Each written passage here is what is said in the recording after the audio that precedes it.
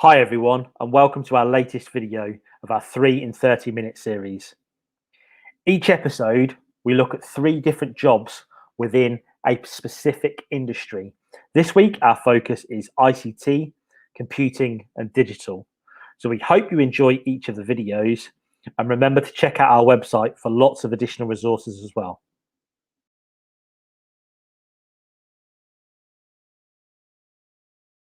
Hi there, I'm Poppy. I'm an influencer talent manager at a company called ZIGGURAT.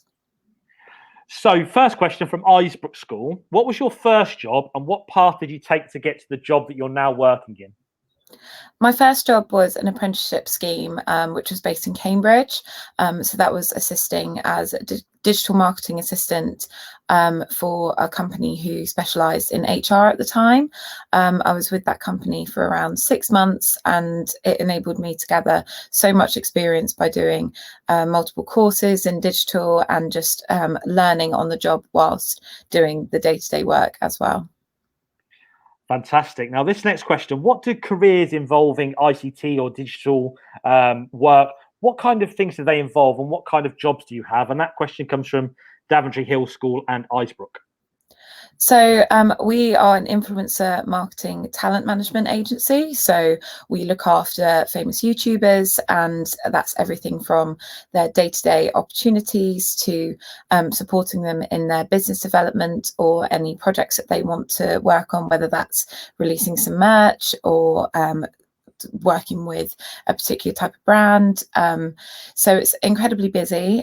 We have a roster of around well, I currently look after 7 people at the moment, and that's YouTubers over in the US, in the UK, and in Europe. So it's talking to them every day, managing them, making sure that their projects are running smoothly, and yeah. Sorry.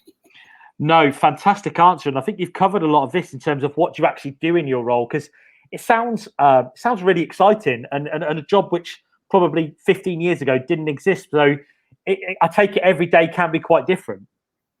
Yes, definitely. So we have different inquiries coming in every single day for the clients that we look after, and it will always vary of the particular type of project that they're working on, anything that's going on in their day-to-day, and if there's anything to do with their own development that we're working on at the time. The structures of the days do vary depending on the meetings that you're having, either with people within the team or your clients. So it's incredibly exciting, keeps you on your toes. Yeah. And from that point of view, I'm sure lots of the students watching this have their own favorite YouTube stars or maybe even have their own channel. But when it comes to managing people and looking after them, did you get training for your role? And what's that sort of training like? So I've worked within the social media marketing industry for just over 5 years, but the role that I'm doing in particular now is looking after those YouTubers, as you say.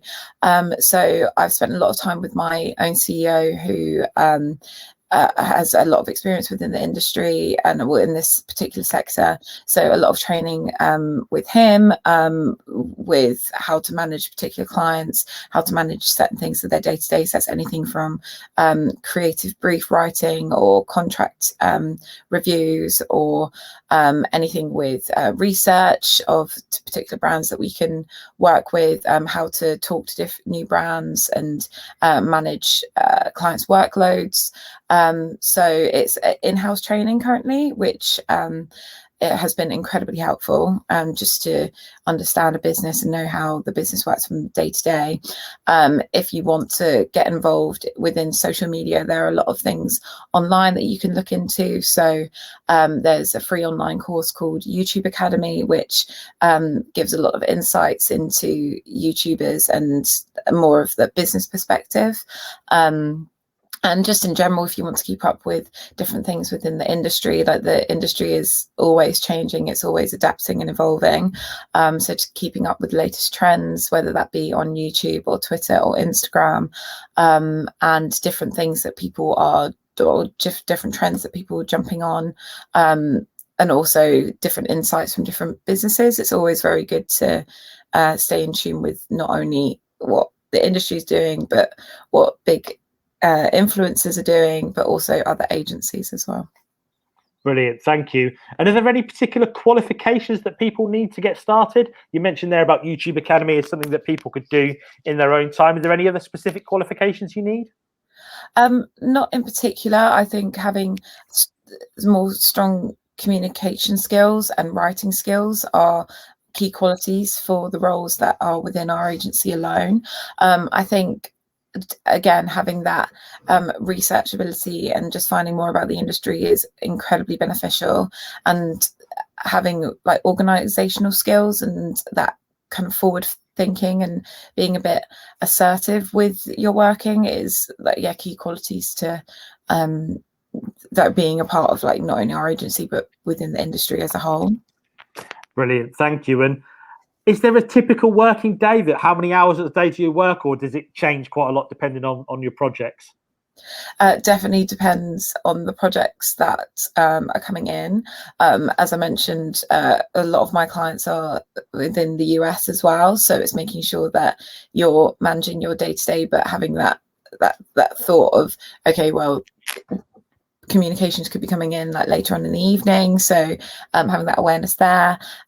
Typical like working hours are between like 9 and 6, but as long as you're working for a certain amount of time, then it's quite flexible in that sense, so it's quite nice.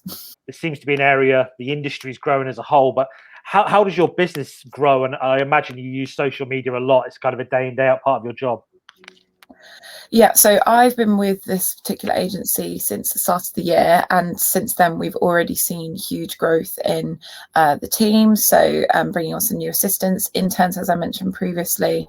It will continue to grow as we potentially bring on board more clients and more YouTubers, and then having to distribute that workload, but also within the company, and how we look to grow. So, for instance, at the end of last year, having a service of creating social media posts for our clients was something that my CEO brought into the company and ran with it, and it's just absolutely performing fantastically. So if there's different avenues where we can create different departments, whether that be either more of like a legal department to go through contracts in further detail, or a finance department or an HR department, being a startup allows for that room to grow and seeing what elements can be best to support the business. And yeah, it's exciting to be a part of it.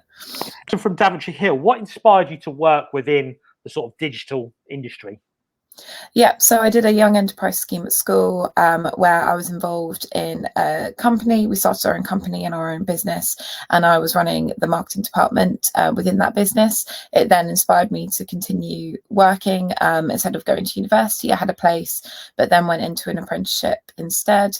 And especially with digital and social media marketing, it's ever changing. It's incredibly exciting to be involved within this particular industry where you can not only be creative, but it's constantly evolving. With talent management, it's being able to build those relationships with professionals and creatives and support them in their development, and also partner them up with some fantastic brands and opportunities and campaigns. And when you see a campaign work well, it's one of the most fulfilling things, and when you see a client happy, that's equally just great. So just one final question from the students then. This comes from Daventry Hill. What do you know now that you wish you knew when you started out in your career pathway? Yeah, definitely. So one biggest bit of advice I would give to anybody wanting to be in this industry is don't be afraid to ask questions. There's obviously so much that's changing all the time, and so many exciting things that are coming up within the industry as a whole. It's always good to have that communication with people you're working with, people that inspire you. Yeah, and never be afraid to ask questions, and never be afraid to take risks either. Some of the opportunities that I've been fortunate enough to be involved with is when you it could be quite daunting, it could be quite you think it might be above you, but if you grab the bull by the horns, as they say, and jump into it and just really push for it, yeah, you can achieve some great things. Poppy, thank you so much. An absolutely brilliant insight. And I'm sure the students will love that. So thank you so much for your time. Thank you. Thank you.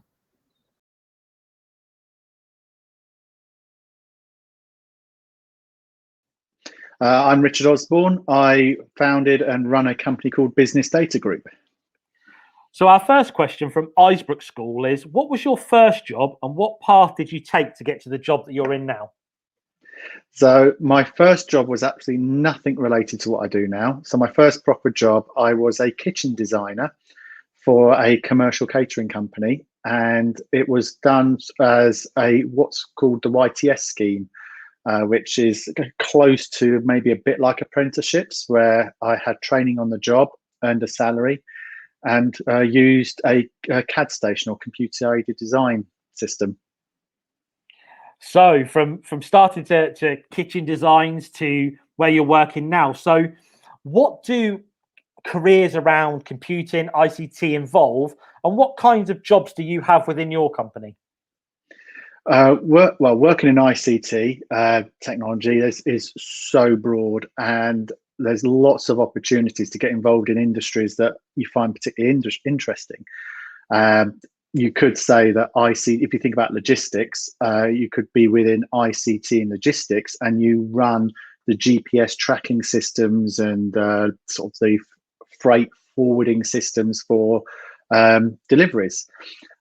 With us, we have two areas of the business. So part of what we do is like very fancy websites. So website design, internet technology that captures information for people who want to set up their own companies, and then it sends that information to government departments, and then allows some of our other customers, like banks, for example, to run queries on that data to find out what type of companies are being set up in UK at the moment, what areas of the country are the busiest or most successful for business, that sort of analyze all that information. So the other part of the business takes as a really big database, and then I have members of my staff who are programmers who work out ways how to get into that information and run reports from it.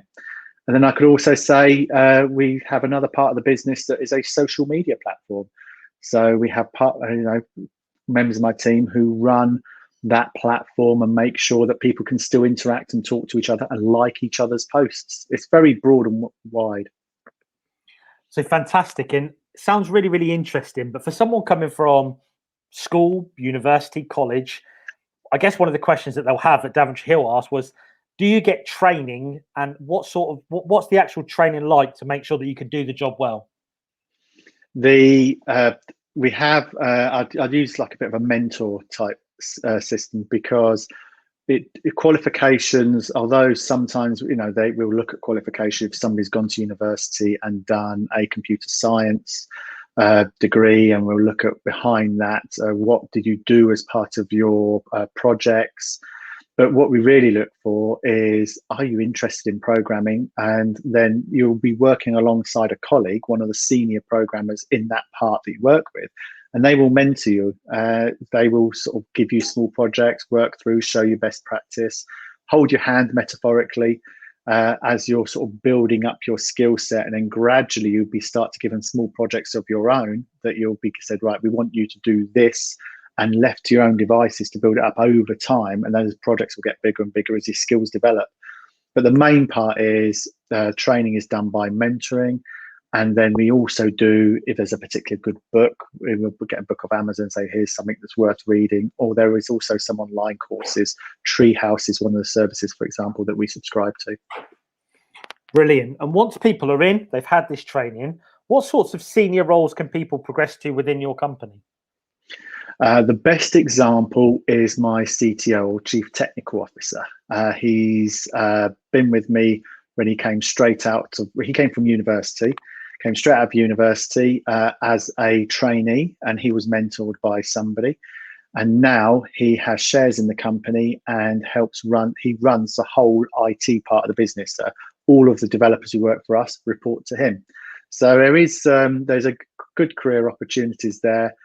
Generally speaking, if somebody came in at a trainee level, we look to progress people through and provide them with the training, not just for us, but it helps develop them on the career. So if somebody does end up leaving us for whatever reason because they want to go and work in a different sector, we give them the foundations to help them progress through their career, whichever way that takes them.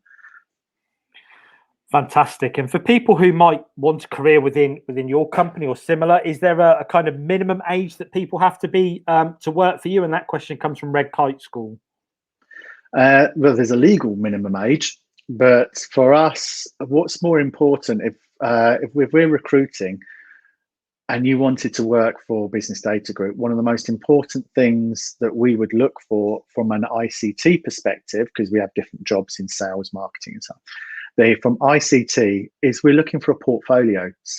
We like people who enjoy programming, people who get a buzz out of developing web applications, websites, web projects, and show us that portfolio. Show us what it is that you've done and talk us through some of the difficulties you had and how you overcame those challenges, and even things that you've tried to do that haven't worked out, and just walk us through it.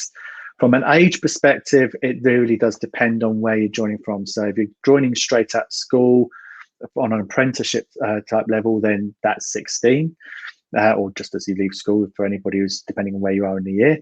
And then if you're coming out of university, then that'd be 18, and then you would join at sort of a graduate, sort of junior developer kind of level. The age restrictions are governed by law, not by us.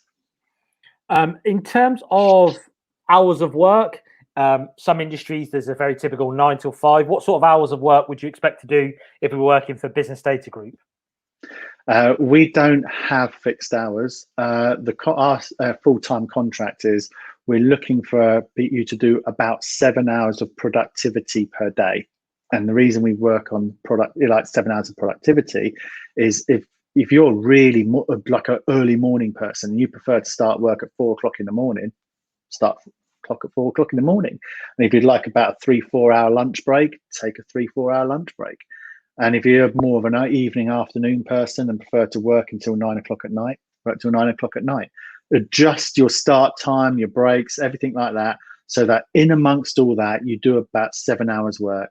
That's how our contracts work. It means that people, whether you work to live or live to work, he's getting that balance right. So all of us have personal lives, family lives, hobbies, and also some people are morning people, some people are afternoon people. So what works best for you? All I'd be looking for is for you to do about 7 hours work a day, but fit that 7 hours in what works best for you. And a couple of final questions. What inspired you to work within the industry that you do? And that came from Daventry Hill. I just found it fascinating. It really is fascinating. How does a computer work? How does electricity come in through a plug on the wall, go into this chipboard of squares and make graphics appear on a screen and stuff happen?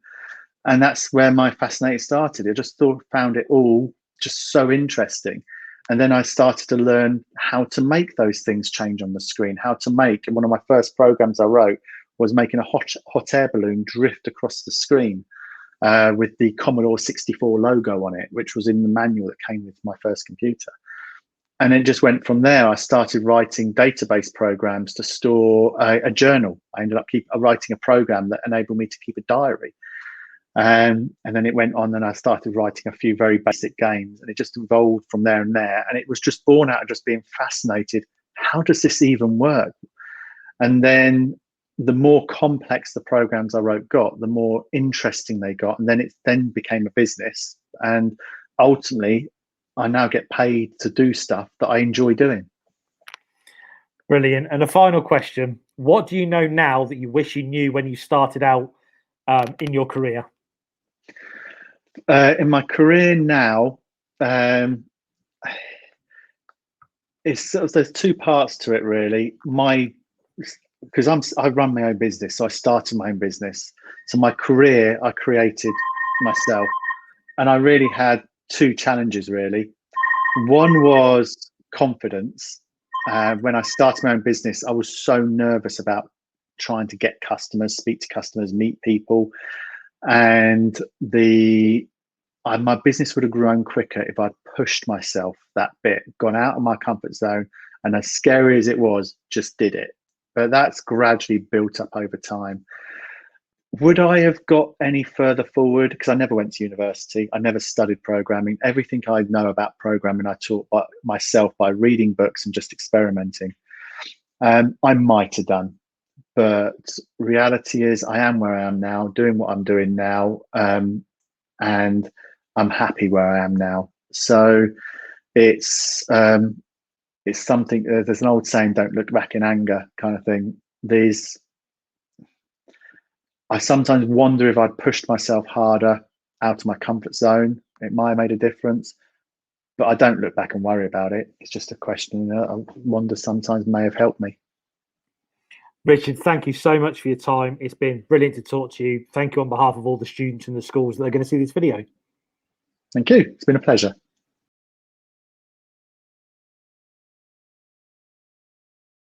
I'm Steve Harley. I work for ACS out of Brackmills in Northampton. And I work as a pre-sales director for the firm, helping clients deliver technical IT solutions. And our first question comes from Isbrook, and that was, what was your first job and what path have you taken to get to the job that you do today? Okay, so my first full-time job was as a field engineer and software developer for ACS. And over the course of the years that I've been working for ACS, I've moved into a kind of pre-sales and technical sales role. I did a little bit of a stint in managing one of our branches, and then moved it onto the board from there.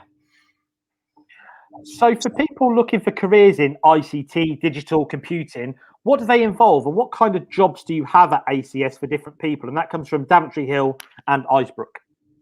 Okay, so IT is obviously a huge field, and there's all sorts of different kinds of jobs that people do within it. Some of them are software development, some of them are cyber security, and some of them are simply installing and maintaining and helping people use computers. For the most part, the roles that we have are in that vein of installing, supporting infrastructure and computers and people using them, although we do have cyber security roles as well.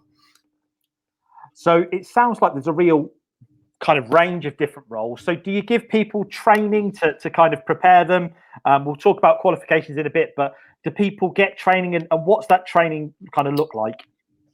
Yeah, so it's a bit of a mix as to whether people have come in with qualifications or it's their first job.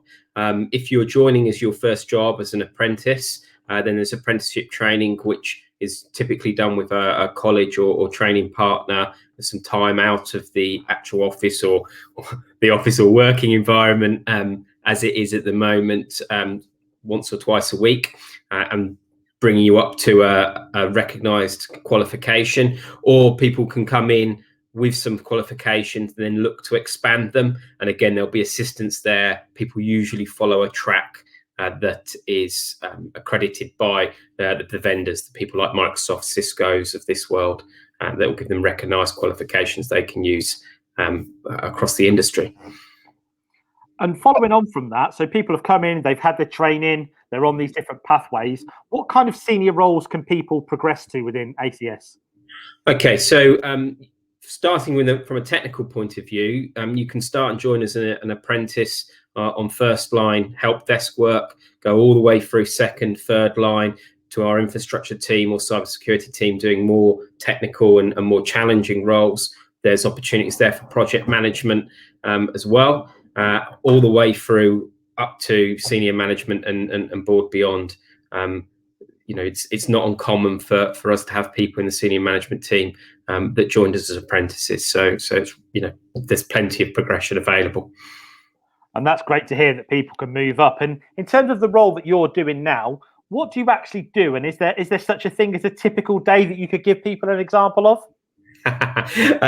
So what I do is I work supporting our sales teams and our customers, really being kind of an interface between them and the engineers on the ground, understanding what people need to achieve within their businesses, what they want their IT to do for them, and helping work out what they need to invest in, what needs to be set up and installed and how it needs to be configured.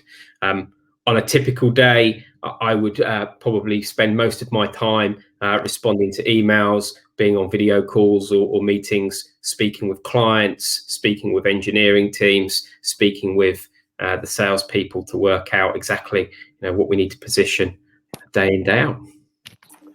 Thank you for that. And in terms of Red Kite have sent in a question, how old do you have to be to work for ACS? So 18 is the youngest that we take people full time, although we do offer work experience to people as well.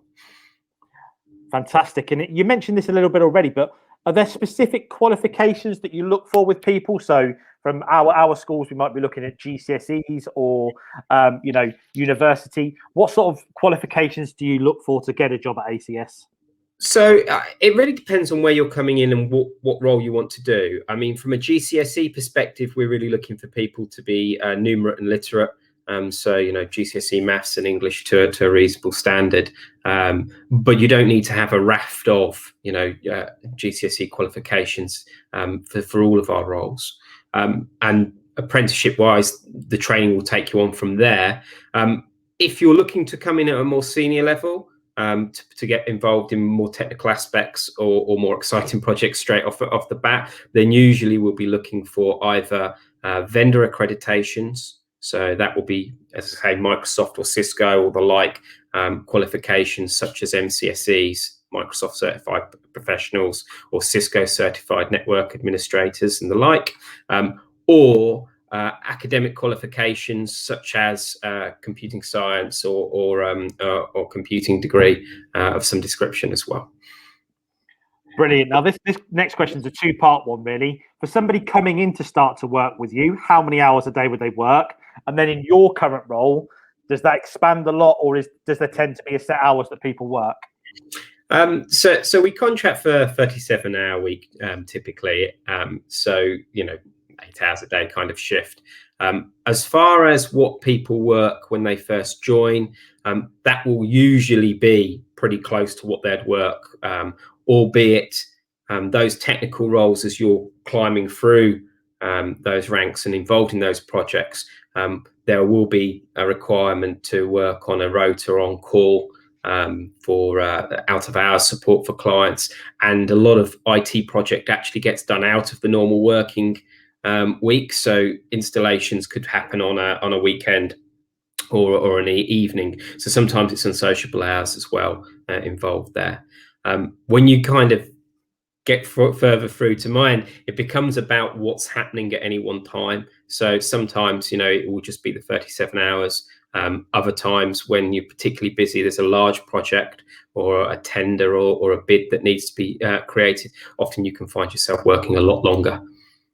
Fantastic. Thank you for that. And this next question, people always want to know about money. So in terms of might be at ACS or just as an industry as a whole, kind of from a starting salary and then moving through, obviously they can go up to a lot higher figures. Is there any sort of guidance you could give to people about what they could expect when they start? Yeah, I mean, if you're joining us as an apprentice in a technical role in a service department, you'd be looking around the £15,000 to £16,000 a year mark as an apprentice until you qualify. If you are joining us in kind of first, second line, third line with some industry qualifications, then you would be looking around the £25,000 to £30,000 a year mark. And obviously from there you would progress as you gain skill and experience. Fantastic. I love this next question from Daventry Hill School. Are all companies nice to their rivals? It's a great question, isn't it? I think we all try to be professional. Certainly from ACS's point of view, our core values are positive attitude, commitment, and integrity, and particularly attitude and integrity kind of shines through in how we conduct ourselves. It would be fair to say there's some healthy competition, but we also have friendships and people that we know and trust within the industry as well. So I think as an industry, we're generally pretty good. But people are people. There are always exceptions. Fantastic. Thank you for that. It's always a really interesting question, that one. Obviously, at the current time, this question from Daventry Hill, has COVID made working life difficult? How have you coped? What sort of adaptations as a company have you had to make? Sure. I mean, certainly at the start of the COVID pandemic, really, we saw a lot of extra work for our technical teams where we were helping businesses and organisations to work remotely. And so there's a lot of initial challenge there. It has meant that we are much more predominantly working remotely from home. And the biggest challenge that kind of gives us is keeping that culture, helping deliver the training that we need internally, and bringing people on is tougher when you can't all be in the same place at the same time and see everybody day in, day out in the same way. However, we are in an industry in IT that's obviously designed to work remotely and enable people. It's a big part of what we deliver. And so we've been able to be pretty effective as far as the delivering the results for our clients is concerned. Fantastic. Now, what inspired you to work within ICT or computing that area? And that question comes from Daventry Hill. There's two answers to that. I think the first thing is what first got me interested. I wanted to write computer games, which I think if you went to and interviewed 100 technical people in IT, you would find that answer would come from about 90 of those 100. So I wanted to write computer games. I enjoyed those. As I got older and started doing more of my qualifications, I realised that really what I was interested in was helping people work differently. And to help people take advantage of technology. And so obviously that's what's inspired me more in the future, and being part of that change to society in the way that we all interact. Excellent. And just a final question. What do you know now that you wish that you knew when you'd started out in your job or your career? And that again comes from Daventry Hill School. Well, besides knowing that there would be a global pandemic in 2020, that's a really tough question, actually. I think the biggest lesson that took me a little while to learn that I wish I'd known earlier would be that if you want to become more confident and to do more interesting things and be more confident when you're doing it, you need to put yourself out of your comfort zone. And the more you do that, the more you build that experience base. So being more willing to do that, if I'd have done that earlier, I'd be more confident earlier and be doing more interesting things earlier. Stephen, that's been absolutely brilliant. Thank you so much for your time. Thank you very much. No worries, my pleasure. So we really hope you enjoyed that insight into 3 different jobs that all sit within a similar sort of industry. We're going to carry on with these, so make sure you keep checking back to our YouTube channel so you can find out more about careers in different areas. Thank you so much for the students for sending in brilliant questions. We'll be back again soon. Thank you.